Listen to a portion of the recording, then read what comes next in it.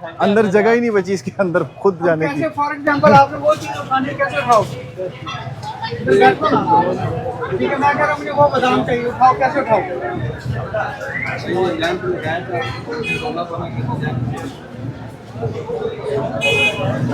दूसरा तुम्हारा सामान है, ये लगता ही नहीं कि ये लाइन पर, लाइन से डबल आगे होगा।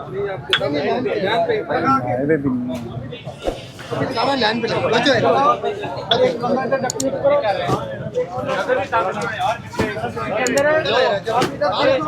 ये लाइन पे लगाएगा, ठीक है, और अगर लाइन पे आगे होगा ना चलो हटो, छोड़ दो, 1 मिनट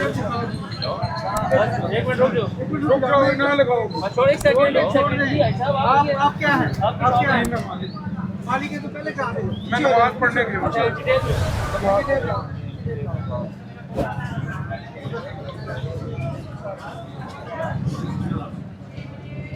जी।